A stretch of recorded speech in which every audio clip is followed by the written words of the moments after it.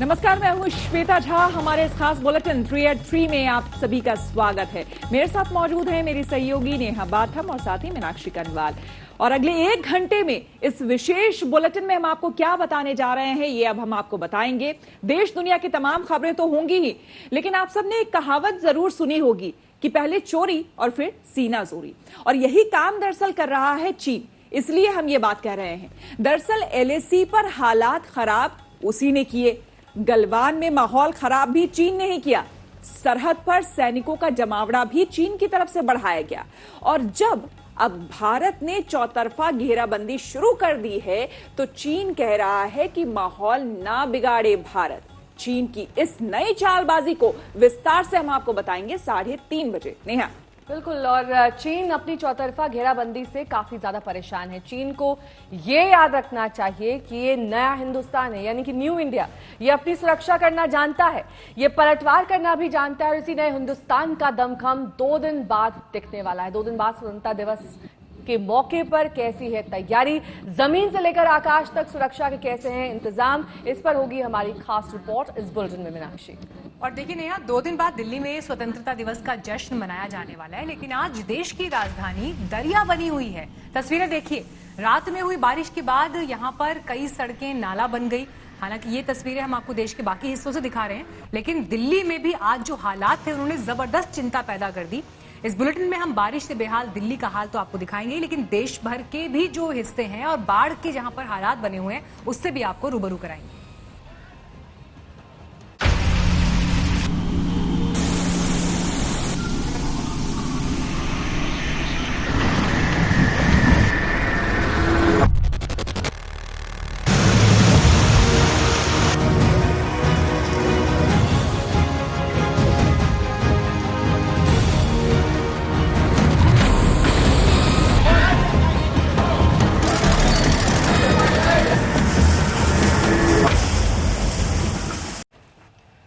बाढ़ और बारिश की हुबहू और मिलती जुलती तस्वीरें देश के अलग अलग हिस्सों से आ रही हैं, जहां पर कहीं भूस्खलन हो रहा है, कहीं पर सड़कें जो हैं वो सैलाब जैसी दिखाई दे रही है। ये देश की राजधानी दिल्ली की तस्वीर हम आपको दिखा रहे हैं। वहां पर कैसे एक इलाके में कई गाड़ियां फंस गई, क्योंकि यहां पर समंदर बन गई है सड़कें, दरिया जैसे वहां पर पानी भर गया है। कमर तक जमा पानी से कई ऑटो, बस और साथ ही दूसरी कार और व्हीकल्स खराब हो गए। उत्तर भारत हो या फिर दक्षिण के राज्य, चारों ओर संकट दिखाई दे रहा है। मीनाक्षी।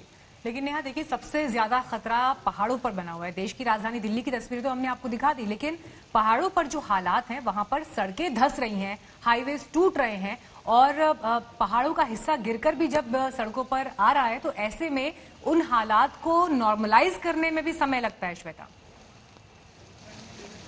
बिल्कुल मीनाक्षी, आपने सही कहा। और खास करके जो पहाड़ी इलाकों का आपने जिक्र किया है, उत्तराखंड का जो इलाका है वो अपने आप में काफी सेंसिटिव है और वहां पर पहाड़े दरकने की अक्सर खबरें आती है। लेकिन आपको हम दिल्ली की खबर बताएं कि देखिए, आज जो बारिश हुई है उससे दिल्ली एक तरह से लगा कि डूबने लग गई। जो तस्वीरें हमारे सामने आ रही हैं, अंडरपास में पानी भरा हुआ है और यहाँ पर गाड़ियां फंसी हुई है।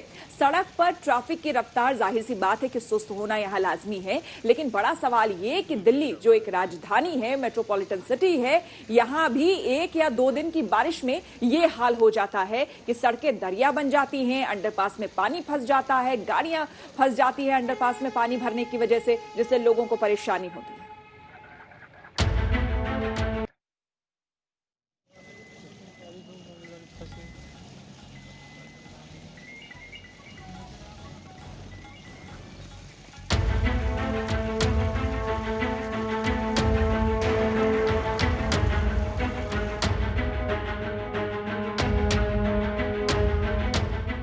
मूसलाधार बारिश, बेहाल जिंदगी, नदियों में उफान, लहरों में अटकी जान। कहीं अंडरपास में फंसी गाड़ी तो कहीं उफनती लहरों का हुई शिकार। दिल्ली समेत देश के कई हिस्सों में बारिश और बाढ़ का कहर टूटा है। कई राज्य इस संकट का सामना कर रहे हैं। सबसे पहले आपको दिखाते हैं दिल्ली का हाल। सुबह हुई बारिश ने कई इलाकों की मुसीबत बढ़ा दी। ये 5 तस्वीरें उसी आफत की गवाही दे रही हैं। चंद घंटे की बारिश में दिल्ली दरिया बन गई। कई इलाके लबालब पानी से भर गए। बारिश के पानी को बाहर निकलने का रास्ता नहीं मिला। सड़कें सैलाब में डूब गईं। ये दिल्ली के जखीरा इलाके का अंडरपास है। जल जमाव में ये कार डूबते डूबते बची। पानी के बीच धक्का देकर जैसे तैसे इस कार को पानी से बाहर निकाला गया। मौके पर मदद नहीं मिलती तो अनहोनी हो सकती थी। इसी अंडरपास में ये ऑटो भी फंसा। जैसे तैसे ऑटो वाला पानी से बाहर निकलने में कामयाब हुआ। अब तुगलकाबाद की तस्वीर देखिए। यहाँ बैलगाड़ी की सवारी हो रही है। लोग बारिश के पानी से बैलगाड़ी के जरिए निकलने की कोशिश कर रहे हैं, लेकिन सफर शुरू होने से पहले ही हादसा हो गया। सुबह सुबह दफ्तर जाने के वक्त सड़क पर लोगों को मुसीबत का सामना करना पड़ा। कई इलाकों में लंबा ट्रैफिक जाम दिखा। दिल्ली के आसपास नोएडा और गाजियाबाद में भी हालात बेहद खराब दिखे। भारी बारिश से जूझती दिल्ली का हाल देखा आपने। अब उत्तराखंड से आई तस्वीरें देखिए। उत्तराखंड के विकास नगर में 2 युवक उफनती आसन नदी की लहरों में फंस गए। उनकी जान पर बनाई। मझधार से बचाने के लिए पुल पर मौजूद लोगों ने रस्सी का सहारा लिया। दोनों युवकों तक रस्सी फेंकी और उन्हें रस्सी के सहारे बचाने की कोशिश तेज हुई। पुलिस और एसडीआरएफ की टीम ने काफी मशक्कत के बाद दोनों युवकों की जान बचा ली। उन्हें रस्सी के सहारे तेज धार से खींच लिया गया। इसी उत्तराखंड के अन्य इलाकों में भी हालत गंभीर है। ऋषिकेश में सैलाब से खिलवाड़ करना कुछ लोगों को महंगा पड़ गया। कार सवार बेहद मुश्किल में घिर गए, लेकिन गनीमत रही कि रेस्क्यू टीम फौरन मौके पर पहुंच गई। ऋषिकेश हरिद्वार बाईपास से गुजरती नदी की धार में फंसी कार को बचाव कर्मियों ने फौरन मदद की और बाहर निकाला। चमोली में भी मूसलाधार बारिश का कहर टूटा है। पहाड़ों से उतरती लहरों की रफ्तार देखिए, मानो सब कुछ तबाह करने पर तुल गई है। इन्हीं तूफानी लहरों ने पुल तबाह कर दिया। रास्ते ध्वस्त हो गए। पहाड़ के मलबे में 3 मवेशी भी दब गए। पानी की मार ने हिमाचल प्रदेश में भी हाहाकार मचा दिया। कुल्लू में भी उफनती नदी में दी गई चेतावनी को नजरअंदाज करना 3 युवकों को भारी पड़ गया। तीनों बीच में फंसे रहे। कई घंटे बाद गांव वालों ने टायर और रस्सी की मदद से इनकी जान बचाई। आसमानी आफत से गुजरात भी अछूता नहीं। बनासकांठा में एक कार का खतरे से आमना सामना हो गया। पाटन हारीज रोड पर उफनती लहरें कहर बरपा रही थीं। उन्हीं लहरों में एक कार जा फंसी। कई घंटे तक कार में सवार लोग लगातार मदद के लिए गुहार लगा रहे थे।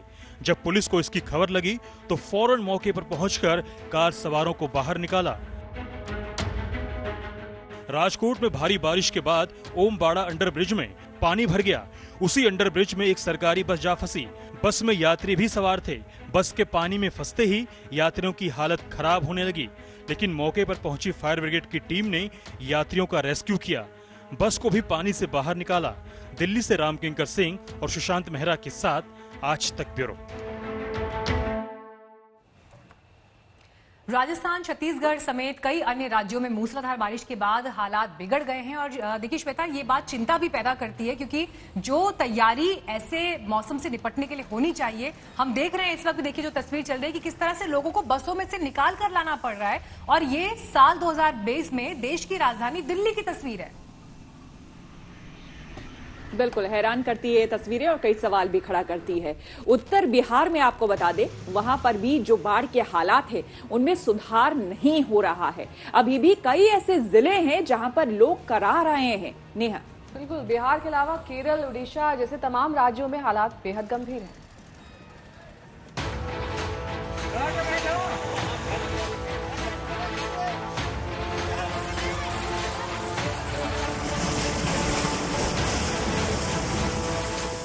पहाड़ों में आफत है तो मैदानी इलाकों में भी कुदरत का कहर टूटा है।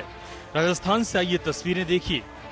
पाली में मूसलाधार बारिश के बाद नदी अचानक उफान पर आ गई। एक बाइक सवार ने इस दौरान पुल पार करने की कोशिश की, लेकिन वो नाकाम रहा। तूफानी लहरों के बीच फंस गया, लेकिन गनीमत थी कि वहां मौजूद लोगों ने उसे देख लिया। सभी ने मिलकर बाइक सवार को बचाने की पूरी कोशिश की। आखिरकार उनकी मेहनत रंग लाई। इसी बाढ़ के पानी में कुछ जानवरों को भी बहने से लोगों ने बचाया। जबकि कुछ बेजुबानों को नहीं बचाया जा सका। छत्तीसगढ़ के सुकमा में तो सड़क पर ही उफनती नदी का राज हो गया। नतीजा हुआ कि दोनों तरफ लोग फंस गए। आखिरकार कुछ लोगों ने हिम्मत दिखाई, बाइक को स्टार्ट कर ले जाना मुमकिन नहीं था, तो कुछ लोगों ने बाइक उठा ली और फिर नदी पार किया।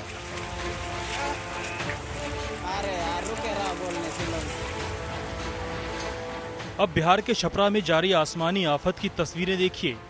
वहां हालात बेहद बिगड़ चुके हैं। छपरा में तबाही के बीच दिल दहलाने वाला मंजर सामने आया। 2 मंजिला मकान देखते ही देखते भरभरा कर धड़ाम हो गया। तरैया प्रखंड में यह हादसा हुआ।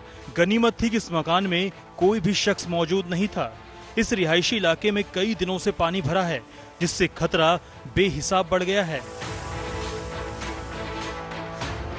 महीने भर से ज्यादा वक्त से बाढ़ की आफत से जूझ रहे समस्तीपुर में हालात जस के तस हैं। बागमती नदी खतरे के निशान के ऊपर है। ड्रोन से ली गई तस्वीरें जिले में बाढ़ के हालात की गवाही दे रही हैं।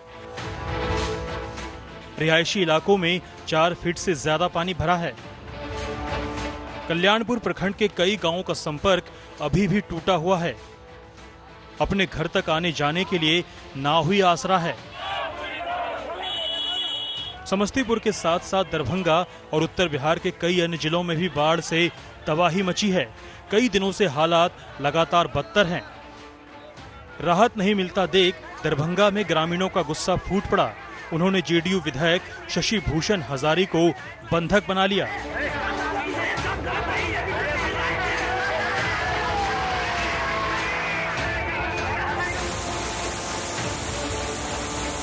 केरल के इडुक्की से आई ये तस्वीरें बता रही हैं कि राज्य में अभी भी हालात खराब हैं। पिछले दिनों जो भूस्खलन और तबाही हुई, उसमें फंसे लोगों को बचाने का काम अभी भी जारी है। उफनती नदी की लहरों के बीच रेस्क्यू टीम लगातार तलाशी अभियान चला रही है। ओडिशा के मलकानगिरी में भी संकट की तस्वीर दिख रही है। सड़क पूरी तरह जलमग्न हो गया। सड़क पर भी नदी की धारा बहती नजर आई। लोग जान बचाने के लिए छिपे रहे। पाली से भारत भूषण जोशी, छपरा से आलोक जायसवाल और समस्तीपुर से जहांगीर आलम के साथ आज तक ब्यूरो। और बाढ़ से तबाही कई जिलों में, साथ ही लोगों की बदहाली की तस्वीर आपने देखी। लेकिन इस बीच एक और अहम खबर आपको बता दें। दरअसल ईमानदार टैक्स पेयर्स को मोदी सरकार ने नई सौगात दी है। कर प्रणाली में पारदर्शिता बढ़ाने के लिए प्रधानमंत्री नरेंद्र मोदी ने एक नए प्लेटफॉर्म की शुरुआत की है। नेहा, और इस प्लेटफॉर्म का नाम दरअसल transparent transaction honouring the honest दिया गया है। इसके तहत करदाता को faceless assessment, tax payers charter, faceless appeal की सुविधा मिलेगी। साथ ही अब टैक्स देने में आसानी भी होगी।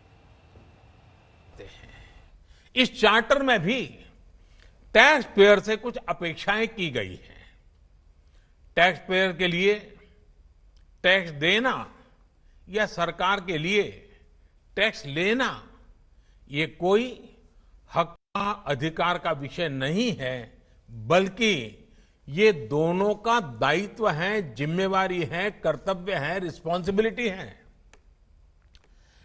टैक्स पेयर को टैक्स इसलिए देना है क्योंकि उसी से सिस्टम चलता है। देश की एक बड़ी आबादी के प्रति देश अपना फर्ज निभा सकता है और उज्जवल भविष्य की ओर कदम भी रख सकता है। इसी टैक्स से खुद टैक्स पेयर को भी तरक्की के लिए, प्रगति के लिए बेहतर सुविधाएं और इंफ्रास्ट्रक्चर मिल पाता है।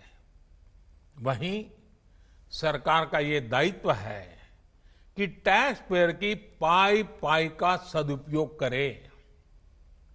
ऐसे में आज जब करदाताओं को सुविधा और सुरक्षा ये दोनों मिल रही हैं, तो देश भी हर टैक्स पेयर से अपने दायित्वों के प्रति ज्यादा जागरूक रहने की अपेक्षा करता है। तो टैक्स सुधार को लेकर प्रधानमंत्री ने ये अहम अनाउंसमेंट्स की, लेकिन इस बीच हमारे पास बड़ी खबर राजस्थान से भी आ रही है, क्योंकि राजस्थान में जो सियासी संकट चल रहा है उसके बीच में कल से राजस्थान में विधानसभा का सत्र शुरू होना है, लेकिन बीजेपी कल अविश्वास प्रस्ताव लाएगी, ये बड़ी खबर आ रही है। और देखिए अभी जो परिस्थितियां हैं, सचिन पायलट वापस लौट गए हैं जयपुर। आज शाम यानी करीब 4:30 बजे का समय तय है जब गहलोत खेमा और पायलट खेमा जो कि हैं एक ही पार्टी में, लेकिन आज विधायकों की अहम बैठक होने वाली है। और बीजेपी अब यहां पर कल को लेकर अपनी स्ट्रैटेजी साफ कर चुकी है कि कल से जब सत्र की शुरुआत हो रही है तो इसमें बीजेपी सरकार को चुनौती देगी विश्वास मत साबित करने के लिए। बीजेपी नेता गुलाब चंद कटारिया ने इसे लेकर बयान दिया है। उन्होंने ये कहा कि सरकार आत्महत में है और जल्द गिरने वाली है। आपको बता दें कि पिछले कुछ समय से जब से राजस्थान में ये संकट चल रहा है, 1 महीने का समय करीब हो चुका है, लगातार बीजेपी पर भी ये सवाल उठ रहे थे कि बीजेपी क्यों मेजॉरिटी को चैलेंज नहीं करती है, क्यों विश्वास मत को चुनौती नहीं देती है। लेकिन अब ऑफिशियली पार्टी की तरफ से कह दिया गया है कि विधानसभा के सत्र की शुरुआत हो रही है तो अविश्वास प्रस्ताव वो कल लेकर आएंगे। सुशांत सिंह राजपूत मौत मामले से जुड़ी एक अहम खबर आपको दे दें। सुप्रीम कोर्ट में बिहार सरकार और रिया के वकील ने अपने अपने जवाब दे दिए हैं। लिखित में दरअसल ये जवाब आज देने थे। सुप्रीम कोर्ट ने ये कहा था कि सीबीआई की जांच कराई जाए नहीं, ये इस पर फैसला होना है। लेकिन आज रिया ने सुप्रीम कोर्ट में अपना जवाब दाखिल करते हुए कहा कि उसे सीबीआई जांच से आपत्ति नहीं है, उसका विरोध बिहार सरकार की जांच से है। बिहार पुलिस की एफआईआर को रिया ने गैर कानूनी बता दिया है। वहीं बिहार सरकार ने कहा है कि उनकी पुलिस ने एफआईआर दर्ज की है और जांच सीबीआई को सौंप दी गई है। साथ ही ये भी कहा गया कि बिहार पुलिस ने कानून के दायरे में रहकर जांच की। मुंबई पुलिस पर आरोप लगाते हुए बिहार सरकार ने कहा कि राजनीतिक दबाव में मुंबई में केस दर्ज नहीं किया गया।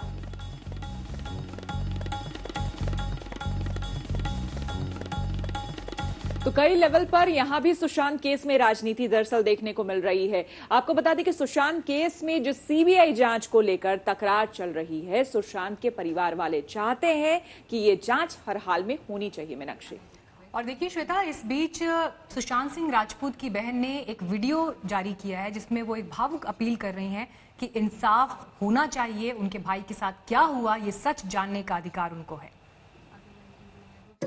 Hello everyone, I'm Sushant Singh Rajput's sister, Shweta Singh Kirti, and I request everyone to stand together and demand for CBI inquiry for Sushant.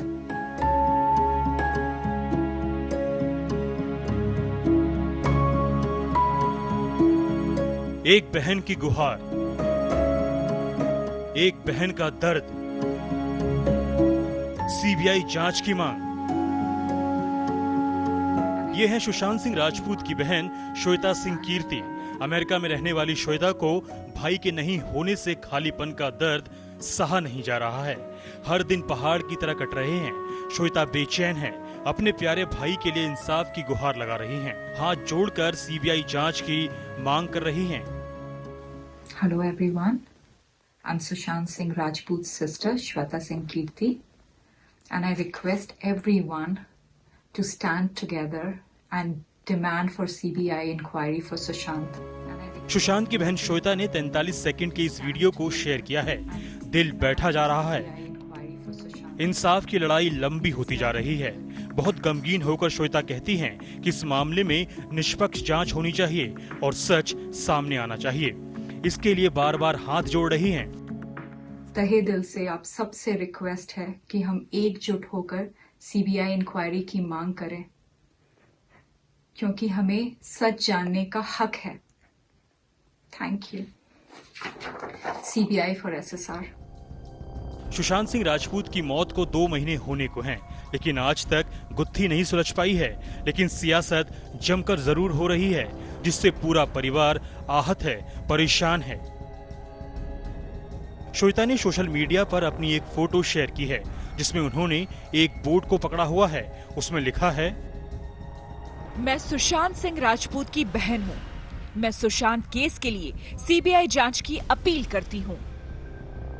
Sushant की बहन के पोस्ट पर अंकिता लोखंडे ने भी कमेंट किया है।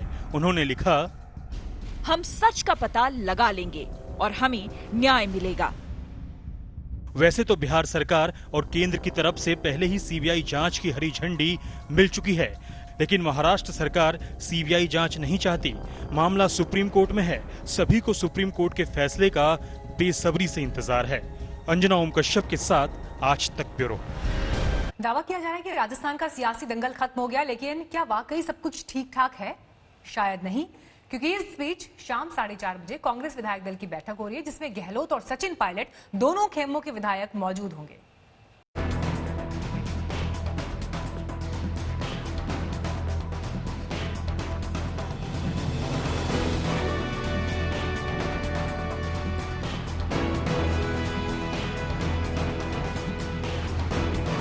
ये कांग्रेस के वही विधायक हैं जो अब तक जैसलमेर के होटल में तनाव भरी जिंदगी जी रहे थे।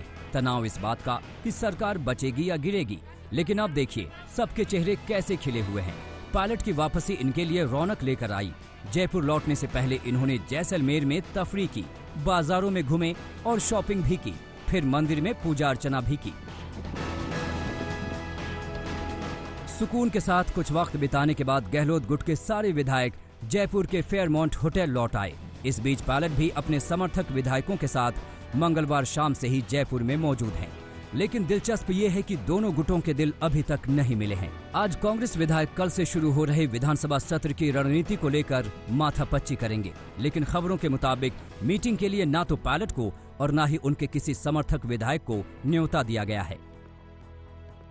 डेमोक्रेसी के अंदर डेमोक्रेसी सर बाहर आ जाइए ना। लड़ाई डेमोक्रेसी को बचाने की है।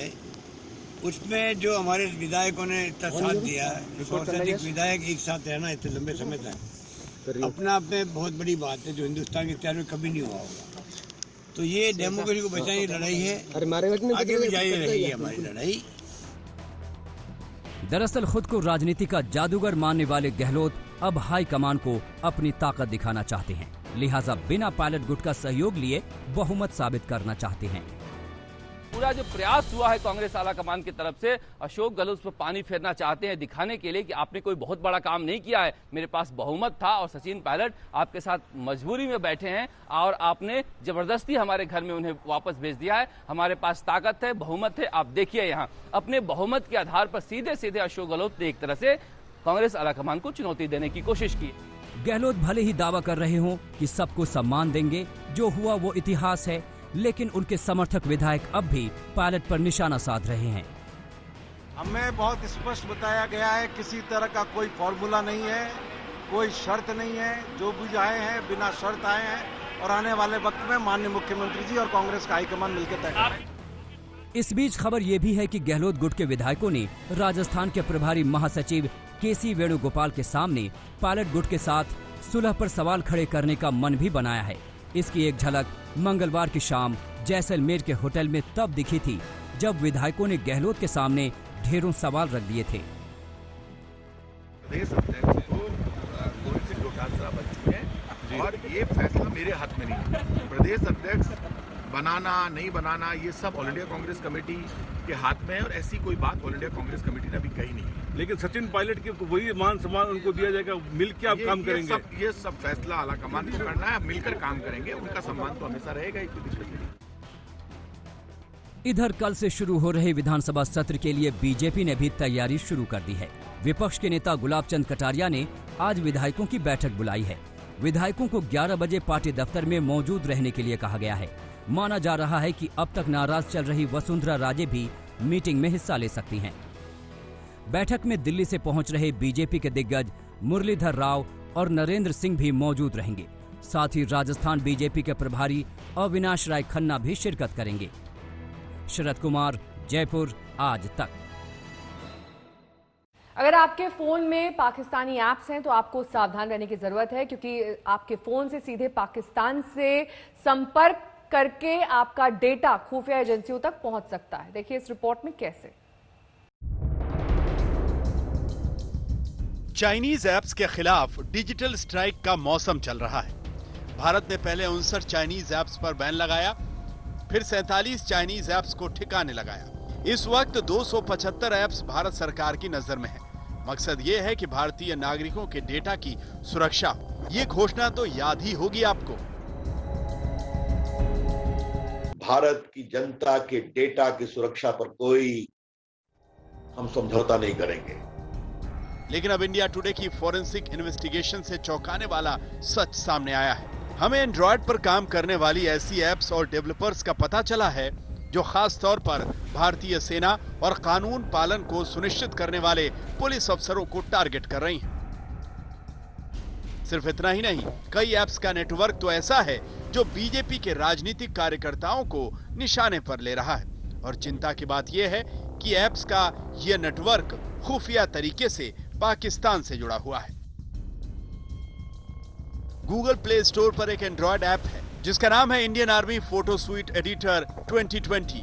आर्मी स्वीट एडिटर ये ऐप अपने इस्तेमाल करने वाले यूजर को इंडियन आर्मी का लुक देने का वादा करती है। यूजर अगर चाहे तो इंडियन नेवी या इंडियन एयरफोर्स की यूनिफॉर्म भी चुन सकता है। चिंता की बात यह है कि यह ऐप 10,000 से ज्यादा बार डाउनलोड की जा चुकी है। यह ऐप लोगों को बालाकोट एयर स्ट्राइक मिशन में शौर्य दिखाने वाले भारतीय वायुसेना के पायलट अभिनंदन के स्टाइल में मूंछों वाला लुक रखने का ऑप्शन भी देती है। गूगल प्ले स्टोर के डेटा के मुताबिक इस ऐप का डेवलपर यूनाइटेड किंगडम का है जिसका नाम है स्नोबेरी। लेकिन हैरानी की बात यह है कि इस डेवलपर ने अपना पूरा पता नहीं लिखा है। स्नोबेरी ने ही ऐसी एक ऐप पुलिस की यूनिफॉर्म को लेकर भी तैयार की है। इसकी जांच करने पर पता चला कि यह पूरा खेल पाकिस्तान और वहां के प्रधानमंत्री इमरान खान की खुफिया टीम से जुड़ा है। आज तक की फॉरेंसिक इन्वेस्टिगेशन में पता चला कि स्नोबेरी नामक ये डेवलपर पाकिस्तान की गहरी साजिश का हिस्सा है। एक और एंड्रॉयड एप्लीकेशन को देखिए। यह ऐप अपने यूजर को बीजेपी के पोस्टर बनाने की सुविधा देती है। इस पोस्टर में एक तरफ भारत के प्रधानमंत्री नरेंद्र मोदी की तस्वीर होगी, बीजेपी का चुनाव चिन्ह कमल होगा और यूजर की तस्वीर इसमें फिट कर दी जाएगी। जांच करने पर एक बार को लगता है कि यह ऐप डेवलप करने वाला ऑस्ट्रेलिया का युवा ब्रेव है, लेकिन जो डिटेल दिए गए हैं उनसे शक होता है। इसकी डिटेल में कई गलतियां हैं और पता भी अधूरा है। साधारण तौर पर देखने में स्नोबेरी और युवा ब्रेव में कोई फर्क नजर नहीं आएगा, लेकिन हमारी जांच और गहराई में गई और हमें पता चला है कि ऐसी ऐप बनाने में ये दोनों डेवलपर न सिर्फ एक दूसरे से जुड़े हैं बल्कि एक बड़े षड्यंत्र का हिस्सा हैं। ऑस्ट्रेलिया और इंग्लैंड के आधे अधूरे पते और वेबसाइट के नाम पर एक पन्ने का ब्लॉग। जाहिर है ये डेवलपर्स कुछ ना कुछ तो छुपा रहे थे।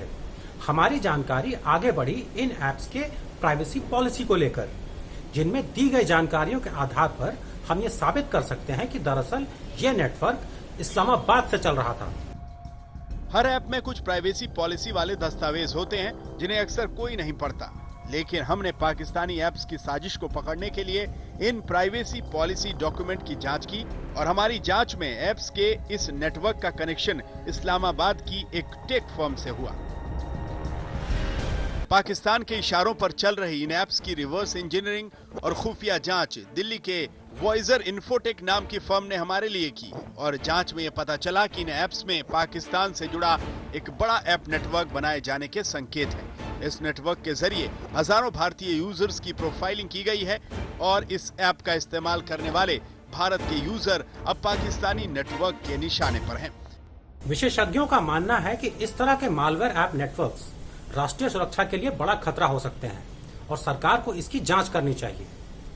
अंकित कुमार, नई दिल्ली, आज तक। वक्त की बड़ी खबर आपको बता दें, वायुसेना अध्यक्ष RKS भदौरिया ने पाकिस्तान और चीन को कड़ा संदेश दिया है। दरअसल air chief marshal RKS Bhadauria ने वेस्टर्न सेक्टर में फ्रंटलाइन एयरबेस पर MiG-21 फाइटर एयरक्राफ्ट से उड़ान भरी है। एक दिन के दौरे पर एयरबेस पहुंचे भदौरिया ने यहां MiG-21 में उड़ान भरी, साथ ही तैयारियों का भी जायजा लिया।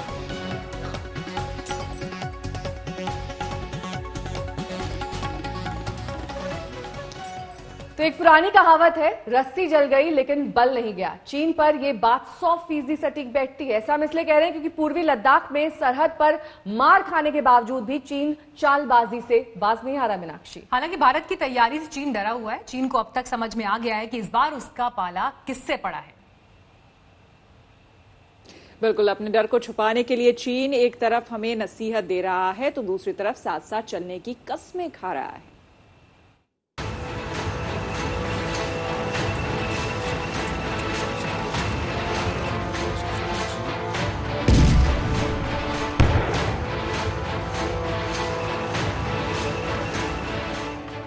दुश्मन सुधर जाए तो बेहतर, वरना अंजाम होगा बुरा। वक्त पर संभल जाए चीन, नहीं तो फिर मिलेगा करारा जवाब। टूट जाएगी ड्रैगन की कमर, मिट जाएगा नामो निशान। गलवान घाटी में हुई हिंसक झड़प को 100 दिन हो गए, लेकिन चीन चालबाजी से बाज नहीं आ रहा। अपनी करतूतों पर पर्दा डालकर उल्टे भारत को उपदेश दे रहा है। चीनी दूतावास के प्रवक्ता जिरोंग ने ट्वीट कर लिखा है, उम्मीद है कि भारत ऐसा कोई कदम नहीं उठाएगा जिससे सीमा पर स्थिति और जटिल हो। चीन उम्मीद करता है कि भारत सीमावर्ती इलाकों में शांति और स्थिरता के लिए उपयुक्त माहौल तैयार करेगा। भारत पर ठीकरा फोड़ने से पहले चीन को अपनी गिरेबा में झांकना चाहिए।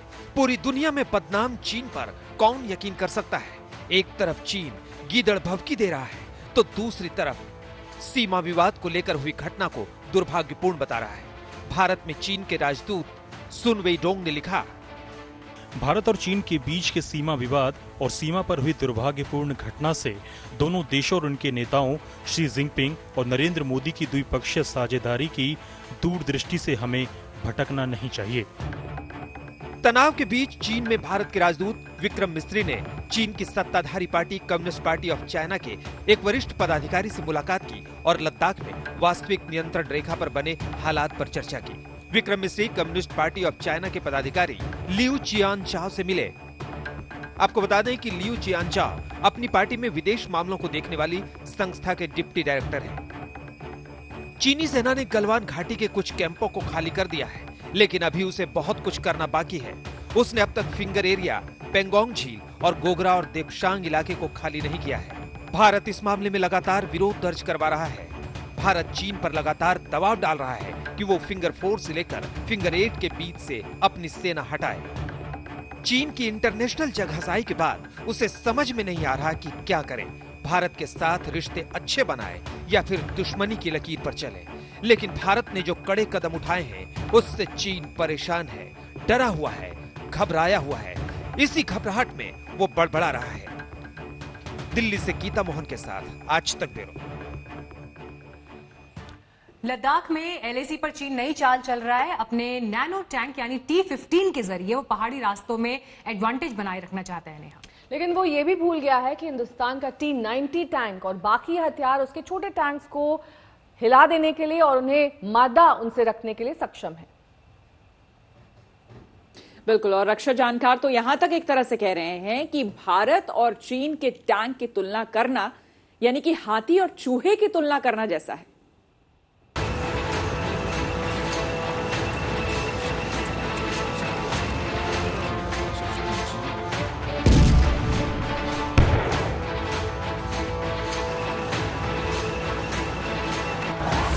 एक तरफ चीन का nano tank T-50,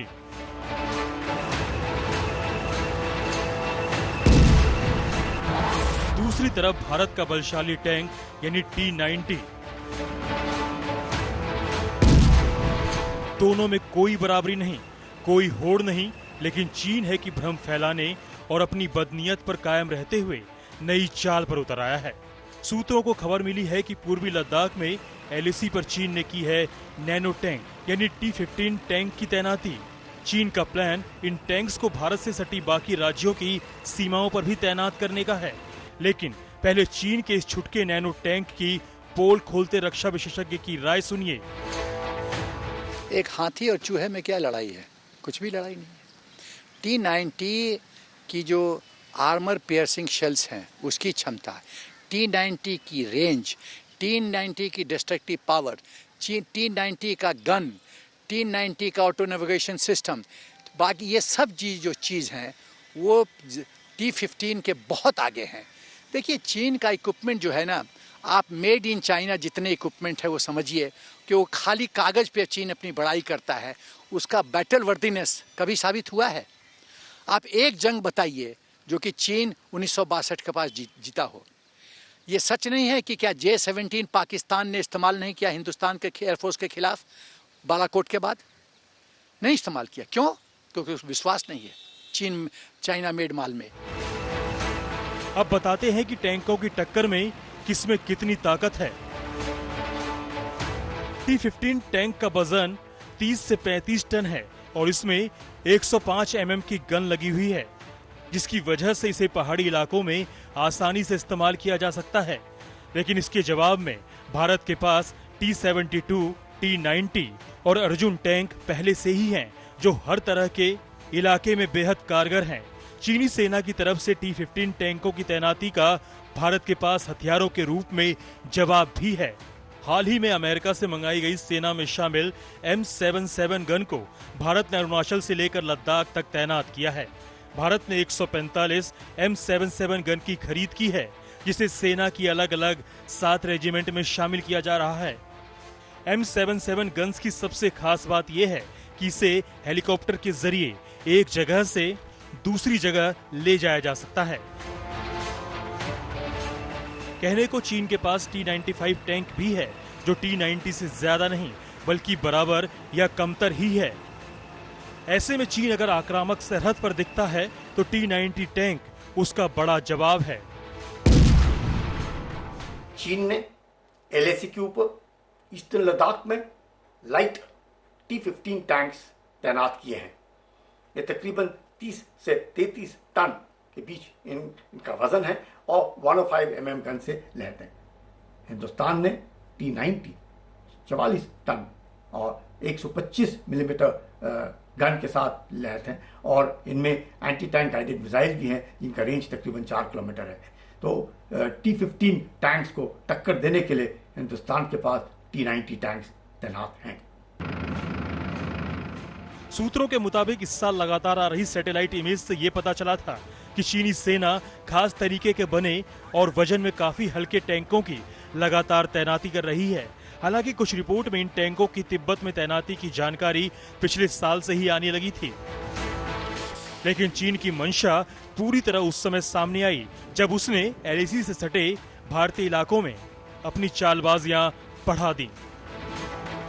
line of actual control पर चीन मेड इन चाइना सामान के जरिए एक बार फिर सरहद पर चालबाजी करने में जुटा हुआ है। लद्दाख के उस पार कई जगहों पर चीन लाइट वेट टैंक लगा रहा है। जानकारों का ये मानना है कि मेड इन चाइना सामान जिस तरीके से अस्तित्व विहीन होता है, उसका कोई अस्तित्व नहीं होता है, वैसे ही ये सामान यानी ये टैंक बड़े स्तर पर सरहद पर किसी काम में नहीं आएगा। T-90 टैंक के आगे ये कहीं टिक भी नहीं सकता और जानकार ये भी कहते हैं कि इसको वहीं पर नष्ट कर दिया जाएगा। कैमरामैन अनिल जायसवाल के साथ जितेंद्र सिंह, आज तक। और अब बात जश्न आजादी की, यानी कि 15 अगस्त की। जी हां, बस एक दिन और बाकी है और 15 अगस्त को पूरा देश स्वतंत्रता दिवस मनाएगा और तिरंगा फहराया जाएगा, लेकिन इस बार अलग अंदाज में। मीनाक्षी। और देखिए, मुख्य समारोह दिल्ली के लाल किले पर ही होगा, जहां प्रधानमंत्री नरेंद्र मोदी लाल किले की प्राचीर से देश की आन बान और शान का प्रतीक तिरंगा फहराएंगे। लेकिन नेहा, हालात बहुत अलग हैं। आज भी जब हमने सेना का ड्रेस रिहर्सल देखा, किस तरीके से परेड की गई, तो कई सारे ऐसे बदलाव दिखाई दिए जो कि कोरोना संक्रमण के चलते किए जा रहे। तीनों सेना के जवान झंडे को सलामी जरूर देंगे, लेकिन बारिश के बीच आज जो ये ड्रेस रिहर्सल हुआ उसमें हमने देखा कि जवान मास्क में दिखाई दिए और 2 फीट के डिस्टेंस पर वहां पर ये सब कुछ किया गया।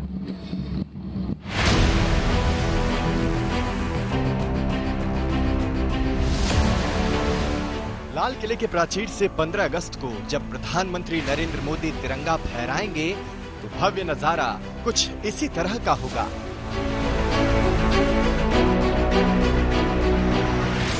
कदम कदम मिलाए जा, खुशी के गीत गाए जा, ये जिंदगी है कौम की, तू कौम पर लुटाए जा।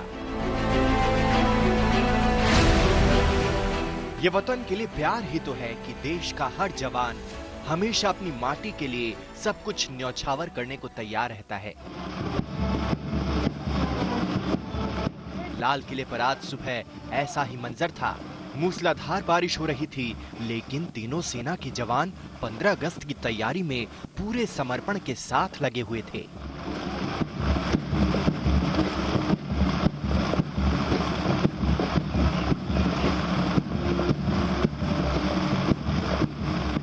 बारिश के थपेड़ों के बीच न उनके कदम डगमगाए, न बैंड की धुन में कोई व्यवधान नजर आया।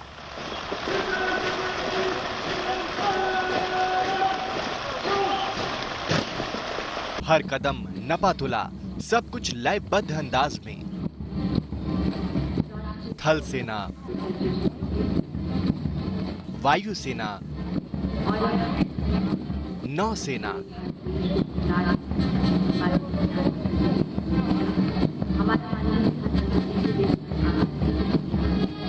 हर हिंदुस्तानी के दिल में गर्व और जोश भर देने वाला ये लम्हा है।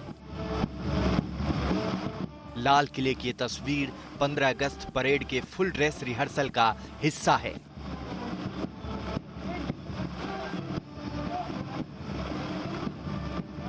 यूं तो 26 जनवरी की तरह 15 अगस्त को देश के शौर्य का प्रदर्शन नहीं होता, लेकिन स्वतंत्रता दिवस पर तीनों सेना की ओर से भव्य परेड होती है।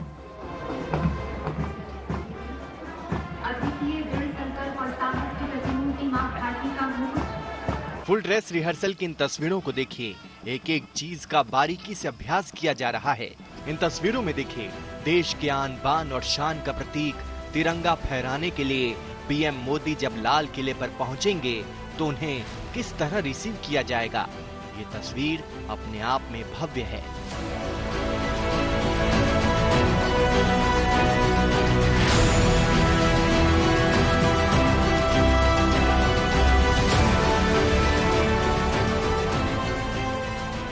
देखिए पीएम के तिरंगा लहराने के बाद तीनों सेना की टुकड़ी किस तरह झंडे को सलामी देगी।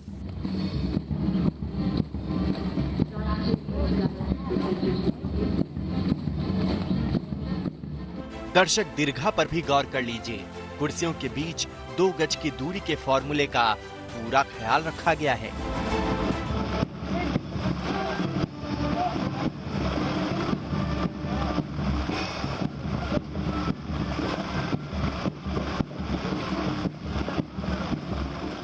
कोरोना काल में स्वतंत्रता दिवस समारोह का ये पहला मौका है, लिहाजा चुनौती बड़ी है।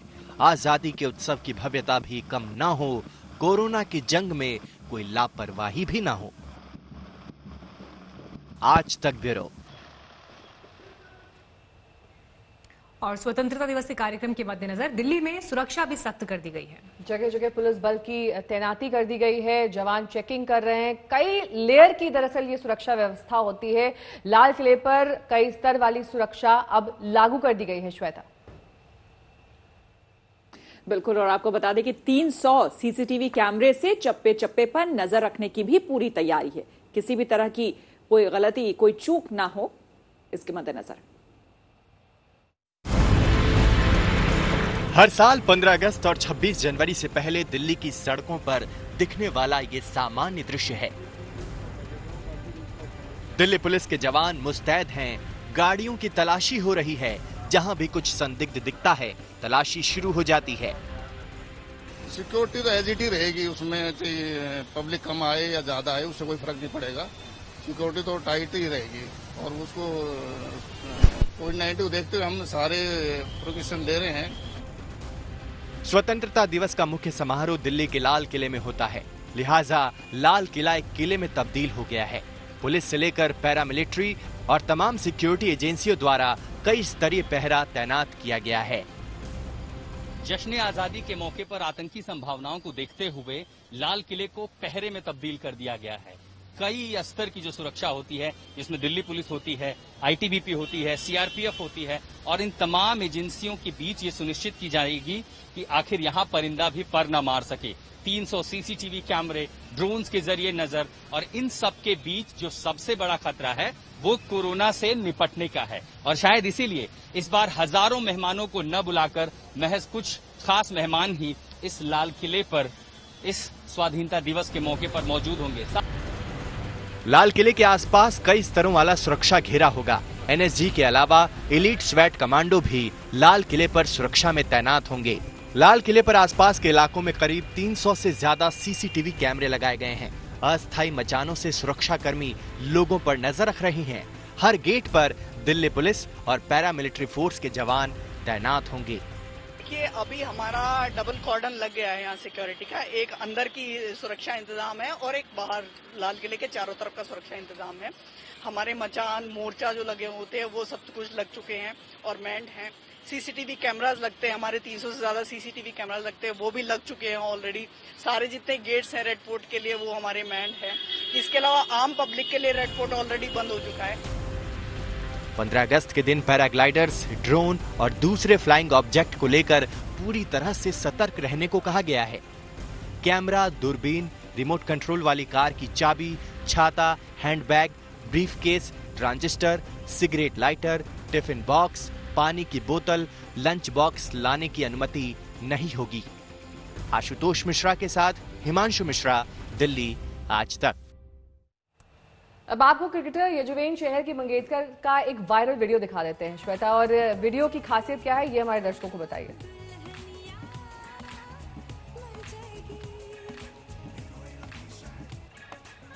वीडियो में चहल की मंगेतर धनश्री वर्मा धमाकेदार डांस करती हुई दिख रही हैं। वैसे धनश्री का ये वीडियो काफी पसंद किया जा रहा है। ये पहला मौका है जब कोरोना काल में 15 अगस्त का समारोह मनाया जाएगा, लिहाजा इस बार का समारोह काफी बदला जाएगा।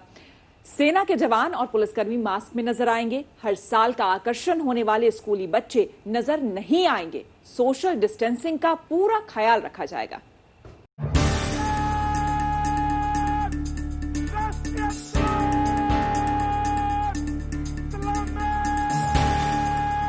जश्न आजादी का दिन 15 अगस्त, जब किले की प्राचीर से प्रधानमंत्री तिरंगा लहराते हैं तो हर हिंदुस्तानी का सीना गर्व से चौड़ा हो जाता है।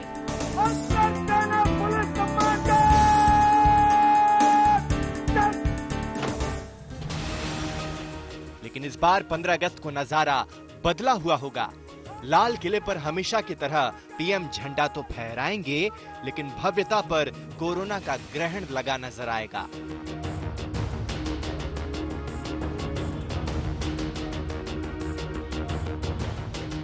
हर स्वतंत्रता दिवस पर झंडारोहण और पीएम का भाषण सुनने भारी तादाद में लोग लाल किला पहुंचते हैं, लेकिन कोरोना प्रोटोकॉल की वजह से इस बार उस तरह की भीड़ नहीं दिखेगी। कम लोग आएंगे और उन्हें कोरोना नियमों का पालन करना होगा। देखिए किस तरह कुर्सियों के बीच 2 गज की दूरी रखी गई है। कोरोना काल में कैसा होगा 15 अगस्त। इस वक्त हम लोग मौजूद हैं लाल किले में। ठीक इसी जगह आप सामने देख रहे हैं, यहीं पर प्रधानमंत्री देश का झंडा फहराएंगे, यहीं से देश को संबोधित करेंगे। लेकिन उसके आगे आप देखिए जो कुर्सियां लगी हैं, सोशल डिस्टेंसिंग को ध्यान में रखकर, जो 2 गज की दूरी है उसको ध्यान में रखकर आप देखिए यहाँ पर कुर्सियां लगाई गई हैं। चारों तरफ आप देख सकते हैं कि एक निश्चित दूरी, उसके पैटर्न को फॉलो किया गया है। पूरा 2 गज आप देख सकते हैं। जो आगे पीछे की लेन है या साइड में जो कुर्सियां हैं, पूरा 2 गज की दूरी का ध्यान रखा गया है। इसके अलावा गेस्ट लिस्ट भी इसी तरीके से तैयार की जा रही है कि जो लोग यहाँ पर आएंगे उनकी संख्या कम कर दी गई है। कोरोना किस तरह जश्न आजादी के रंग में भंग डाल रहा है, उसे इस तस्वीर से समझिए। देखिए जवानों के मुंह पर मास्क लगा हुआ है। सुरक्षा में लगे तमाम सिपाही, चाहे वो पुलिस के हों या अर्धसैनिक बलों के, वो मास्क में ही दिखाई देंगे। इसके अलावा संभव है कि कई पुलिसकर्मी पीपीई किट और फेस शील्ड में भी दिखाई पड़े। इस बार सुरक्षा एजेंसियां इस बात को लेकर ज्यादा ध्यान दे रही हैं कि कार्यक्रम में आने वाले मेहमानों को कोरोना संक्रमण का खतरा न हो। दिल्ली पुलिस के सूत्रों के मुताबिक पहले जहां 15 अगस्त पर करीब 25,000 मेहमान शामिल होते थे, इसकी जगह इस बार महज 5,000 के आसपास मेहमान ही होंगे। यहां तक कि वीआईपी लिस्ट को भी छोटा कर दिया गया है। आज तक को मिली जानकारी के मुताबिक लाल किले की प्राचीर पर सिर्फ 110 के करीब वीवीआईपी और वीआईपी ही बैठेंगे। सूत्रों के मुताबिक हर साल 15 अगस्त के कार्यक्रम में 10,000 के करीब स्कूली बच्चे शामिल होते थे, लेकिन इस बार स्कूली बच्चों को बुलाया ही नहीं गया है और स्कूली बच्चों की जगह 500 एनसीसी कैडेट को बुलाया गया है। हर साल आपने देखा होगा कि हजारों बच्चे आते थे, जिनके बीच प्रधानमंत्री अपने भाषण के बाद, संबोधन के बाद उनसे मिलने भी जाते थे। लेकिन संक्रमण काल में बच्चों को नहीं निकाला जा सकता और साथ ये खतरा आगे ना फैले, इसलिए इस बार महज 500 एनसीसी कैडेट ही इस लाल किले पर मौजूद होंगे। जाहिर है कि एक तरफ सुरक्षा सुनिश्चित की जा रही है जश्न आजादी के मौके पर, तो दूसरी तरफ ये भी सुनिश्चित किया जा रहा है कि जश्न आजादी का ये मौका कहीं कोरोना के संक्रमण को आगे दावत ना दे, और इसीलिए इन दोहरी चुनौतियों को लेकर तमाम एजेंसियां लाल किले पर चाक चौकस हैं। एक बात तो तय है कि 15 अगस्त के आयोजन में पहले जहां सुरक्षा एजेंसियों की चुनौती एकमात्र आतंकी हमले को लेकर होती थी, वहीं इस बार कोरोना से भी जंग लड़नी पड़ रही है। इस वजह से काफी एहतियात बरती जा रही है। कुछ एहतियातों पर गौर कीजिए। लाल किले पर पीएम ध्वजारोहण की रस्सी हैंडल करने वाली सैन्य महिला अफसर का कोरोना टेस्ट किया गया है। पीएम की सुरक्षा के लिए महिला सैन्य अफसर का ये टेस्ट हुआ है। पीएम जब ध्वजारोहण करेंगे तो वो उस रस्सी को पकड़ेंगे जिसे पहले महिला सैन्य अफसर करेंगी हैंडल। यही नहीं, लाल किले में 15 अगस्त तैयारी से जुड़े सभी सुरक्षा कर्मियों का रैपिड टेस्ट भी पिछले दिनों लाल किले के अंदर किया गया। 15 अगस्त के लिए जब से लाल किले में परेड की रिहर्सल शुरू हुई है, रिहर्सल में शामिल होने वाले तमाम पुलिसकर्मियों, सेना के जवानों को बाकायदा क्वारंटीन किया गया है। 1 अगस्त से उन सभी को क्वारंटीन किया गया है। उन सभी को हिदायत दी गई है कि वो सभी लोग फिजिकल डिस्टेंस मेंटेन करें। साथ ही साथ जितनी भी गाड़ियां लाल किले के अंदर दाखिल हो रही हैं, उन सबको बाकायदा सैनिटाइज किया जा रहा है। दिल्ली पुलिस की तरफ से लाल किला पहुंचने वाले आगंतुकों को एडवाइजरी भी जारी की गई है। मेहमानों से कहा गया है कि पिछले 2 हफ्तों में कोविड-19 के लक्षण महसूस करने वाले लोग लाल किले पर न आएं। आने वाले लोगों को सलाह दी गई है कि वो एंट्री और एग्जिट गेट पर कतई भीड़ न लगाएं। सोशल डिस्टेंसिंग सुनिश्चित करने के लिए सुरक्षा बल के करीब 4000 जवानों को लगाया जाएगा। जश्न आजादी न सिर्फ इस बार संगीनों के साए में होगी, बल्कि हिफाजत करने वाले इस बार दोहरी चुनौती से लड़ रहे होंगे और इसीलिए हाथों में हथियार के साथ इस लाल किले पर, चाहे वो पुलिस हो, चाहे अर्धसैनिक बल हो या सुरक्षा के तमाम सारे लोग, इस बार हाथों में सैनिटाइजर, चेहरे पर मास्क और ऐसी दूसरी कई एहतियात के साथ दिखाई पड़ेंगे, क्योंकि लड़ाई न सिर्फ आतंकियों से है बल्कि कोरोना जैसे खतरे से भी है। हिमांशु मिश्रा और अरविंद ओझा के साथ आशुतोष मिश्रा, दिल्ली आज तक। 3 में अभी के लिए हमारे साथ बस इतना ही। देश दुनिया की तमाम खबरों के लिए आप देखते रहिए आज तक।